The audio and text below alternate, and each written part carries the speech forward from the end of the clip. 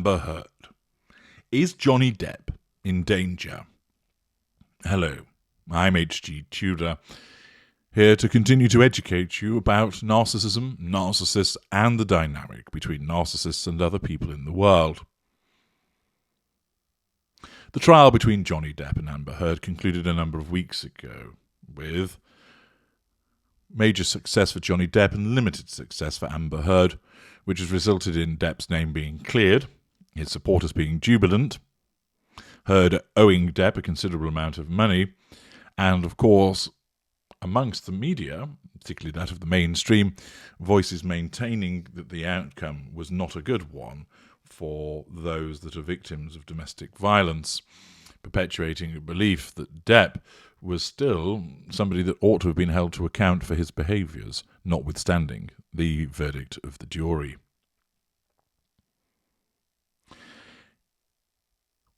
Following the trial, Amber Heard has continued to assert that she is a victim.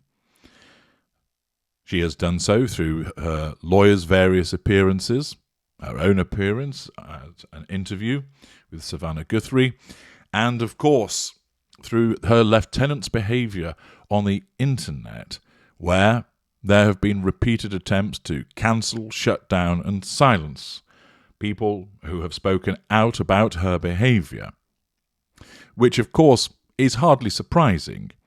Whilst it's the rampant hypocrisy that is easily identifiable, here we have an individual that declared that she was entitled to speak her brains, so to say, through the relevant amendment of the US Constitution, that she declared that she was utilising her right to exercise her right to free speech.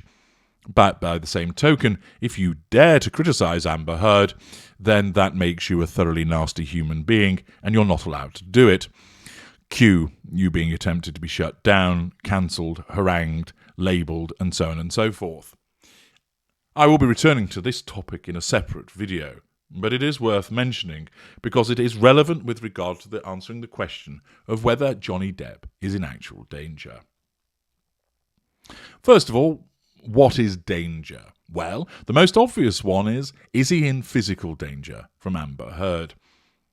The evidence demonstrated that she was abusive towards him, and, as a consequence of her status as a narcissist, we know that beneath the surface there is the churning fury, which exists in order to propel her to seek the prime aims of control, fuel, character traits, and residual benefits. If you'd like to understand more about the concept of fury vis-a-vis narcissists, I would invite you to read my book of that name, Fury. You can find it at Amazon or the Knowledge Vault, link in the video description. The purpose of fury is to compel the narcissist to seek the things that the narcissist requires, those prime aims. And therefore, it can manifest as heated fury, shouting and screaming at somebody, a verbal tirade of insults, physical violence. It can manifest as cold fury, an icy silent treatment, sitting and glaring, cold shouldering, isolation. Certain narcissists use exclusively one type of fury. Others, such as Heard, will utilise both. It's not beyond the realms of possibility for her to be physically violent. The particular subschool of narcissist that she is one that will utilise physical violence, and will do so usually behind closed doors, although her facade is only intermittent, meaning it flickers on and off like a guttering strip light in some dodgy detective story. So there'll be instances where a more accomplished narcissist would maintain a facade to the outside world and then dole out beatings behind closed doors, invariably to a long-suffering intimate partner of primary source. With Heard, and others of her ilk, you will get glimpses of this ignited fury in public. Perhaps the dressing down of a waiter, perhaps a public spat with a loved one, turning around and losing their temper, perhaps in an interview. In other instances, the facade prevails. They see more sweetness and light and kindness and empathy, but of course, it is just a facade. Accordingly, Heard does have the capacity for physical violence and has demonstrated that with regard to her treatment of Johnny Depp. Might it happen again? Potentially so, but she's not going to go on a mission whereby she's going to try and hunt him down. Although there are some narcissists that might behave in that way, more usually The narcissists focus on what's in front of them. And whilst there are those that believe that the narcissist sits there in some hollowed-out volcano going, wah, planning your ultimate downfall, that's extremely unusual and certainly is not the preserve of the type of narcissist that Amber Heard is.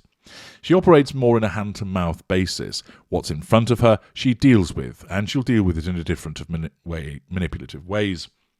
The problem that Johnny Depp has is that because of his fame and because of the repeated necessity that Amber Heard has to try and gain leverage off her experience because of the difficult financial position she finds herself in, Johnny Depp's name is going to keep coming up on her radar. You see, if you don't come up on the radar of a narcissist, it is like you don't exist. We do not sit there obsessing over you in most instances. The reason being, it serves no purpose to us. If we just sit there wailing and gnashing our teeth about you, we're not getting any fuel. We're not asserting control over you. We're not getting character traits, and we're not getting any residual benefits.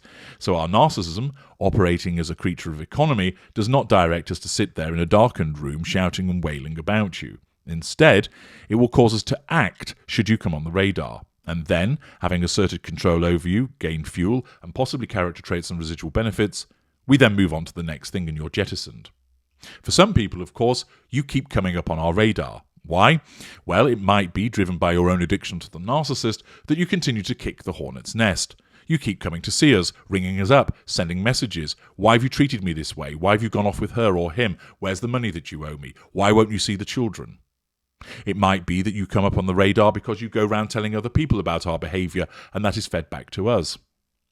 It might be, of course, that the narcissist has a fuel or malice obsession, although those are unusual, which causes you basically to occupy our minds. Even if you stay away from us, you can continue to come up on the radar by virtue of somebody talking about you to us, something reminding us of you, a fragrance, somebody on a film, a particular song, or you just pop into our head. And the problem for Johnny Depp is that he's going to keep coming up on the radar of Amber Heard. Even though he has gone off and conducted his music tour and is dealing with other matters and is staying away from her, he's not ringing her up, laughing at her, saying, "Ha, I beat you. How do you like me now? How do you like Captain Jack?" He's staying away from her as sensibly he ought to do so. But this isn't going to save him. Instead, he will keep coming up on the radar. Why? Well, quite simply, his name will keep getting mentioned. It'll keep getting mentioned by those around Heard. It'll keep getting mentioned in social media. It'll keep getting mentioned in mainstream media. There'll be issues about him perhaps resurrecting his film career to a greater extent than he already has done so. And this will be reported on. The rumblings after the verdict, in terms of those that don't accept that Depp ought to have won, continues to thrust him under the nose of Heard. Her lackeys and sycophants, members of her coterie, will continue to talk about what Depp is doing, lambasting him. We've seen on social media the way that this has been done by one of Heard's particular lieutenants, lashing out at both Depp and other people that speak out as against Heard. Heard, of course, doesn't help herself. The behaviours that she has exhibited has resulted in many people now revelling in her dismay and downfall.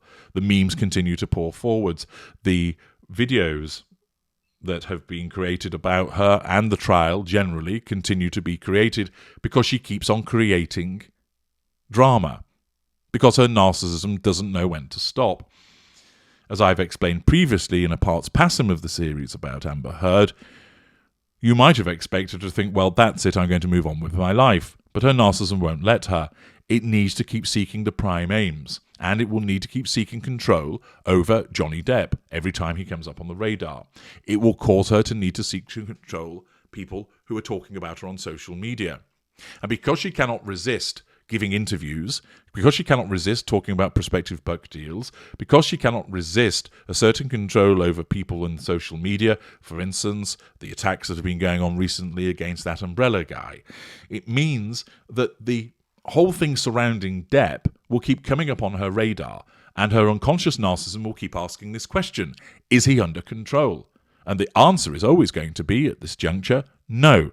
Either because something is being done to directly threaten her control, or the narcissism has no information and therefore must assume that he's not. Therefore, the narcissist must obey the first rule of narcissism, which is all appliances must be brought under control and kept under control at all times. Therefore, it looks at, could she hoover him, or could she assert control indirectly, utilising the press, social media? Could it be that she stays in a position of withdrawal, just bad-mouthing him to a friend or two, or gesturing from her own mind? But the fact is, he's going to keep coming up on the radar. Amber Heard protests about the treatment that she's experienced, but of course what she doesn't realise is people are going to keep commenting because she keeps sticking her head above the parapet. She still keeps banging on about the injustice of what has happened to her. She ensures through PR manipulation that her situation is being looked upon favourably by certain sections to try and counter the belief that there's been an orchestrated campaign against her by Depp and his side, so that he was succeeded in the court of public opinion. Driven by her innate paranoia and her need for control, she firmly believes that there are all of those people out there to get her, and therefore that amounts to a threat to control, and Depp is seen as central to all of this. Given his fame and the fact that she will not let it go, he is going to keep coming up on the radar. Does this then translate into him being in any danger? I don't see that he's going to be in any immediate physical danger. I don't see that she's necessarily going to go and find him somewhere and instead attack him, and indeed he will undoubtedly have security around him to prevent that happening. He's not at risk of having a turd dropped on the bed this time, as they no longer live together. But what he is in danger is of her continuing to lambast him from afar. He's also in danger of her potentially changing tack and trying to curry favour with him. You may well, upon hearing that, think to yourself, the brass neck of the woman. How can she go from having attacked him both verbally and physically, leaving a turd in his bed, slating him left, right and centre, shouting and screaming at him, calling him out in the op-ed, although not mentioning, of course, directly by name, to then suddenly turn round and start to be all cosy, friendly, chummy with him? Well, that's the compartmentalisation of the narcissist, and if her narcissism dictates that she should try and pour some sugar on Johnny Depp instead, then she will do so. She feels no shame in taking such a step, and there is a possibility that she will do so, attempting by way of pity play to say, "Poor little me, Johnny, please don't pursue me for the money," or "I still just care about you, I still love you, I just wanted the best for our relationship, but you got problems, and that's what drove us apart." She can vacillate, of course, between the ignited fury where she shouts and screams about him, lambasts him, and then all of a sudden reverts to the pity plays and the charm and pouring sugar on him. Back and forth she will go. So he's in danger in the sense of she's not going to let this go. He's in danger of the fact that she's going to continue to manipulate the media, and particularly through social media through her lieutenants, of pleading her continued innocence and maintaining that he is an abuser. He, of course, can rest on his laurels in the sense of saying, "I've demonstrated once that I'm not an abuser, that I'm not a man that beats up women, and that I won in my case." Of course, he's at danger of the fact that she may continue to defame him. Undeterred by any sense of accountability and driven by her excessive sense of entitlement, she may continue to maintain that he is an abuser, and then Depp will have to consider whether he has to bring her back to court again. He may decide that there's no point, she's potless, and that he's proved the point once, and therefore is it really necessary for him to do so again? She can just continue to cry and bleat in her own corner of the internet, digging herself into a deeper hole with more and more people not believing her. There will always be a core of supporters that she will have. There will always be people who nailed their colours to the mast and won't accept that they were wrong. There will always be people that will see, blinded by their own emotional thinking, that they cannot see past the evidence and the finding of the jury. And so she will always find some supporters, and that will also continue to embolden her to take occasional potshots at him. So Johnny Depp is in danger. He's in danger of the fact that this is never going to go away. He's in danger of the fact that she will continue to take intermittent potshots at him. He's in danger of the fact that she may well hoover him, pleading poverty, trying to charm him once again, maybe even suggesting that she would put out in some way, that she may attempt to appeal to his better nature. "Surely you don't want to see me doomed and in complete penniless impecunity, Johnny. After all, I have a child," attempting to pull on the emotional empathy that he has by way of tugging at the heartstrings. So he's in danger of her repeatedly making overtures both directly and indirectly in relation to him, but I don't see any immediate physical danger for him. Heard, of course, is another of the gifts that keeps on giving with regard to her behaviour, and there's plenty to talk about with regard to why she continues to do what she does, and also her behaviour with regard to other parties through the social media and the mainstream media, something I'll be touching on in a forthcoming video. But for now, the position for Johnny Depp is that he should, if possible, access my work, obey the first golden rule of freedom, which is once you know, you go, you get out. He's done that. Now he must stay out. And he must keep his distance from her, notwithstanding her continued attempts to draw him back in some shape or form, which is typical of the narcissist's need for control, fuel, character traits, and residual benefits. I'm H.G. Tudor. Thank you for listening.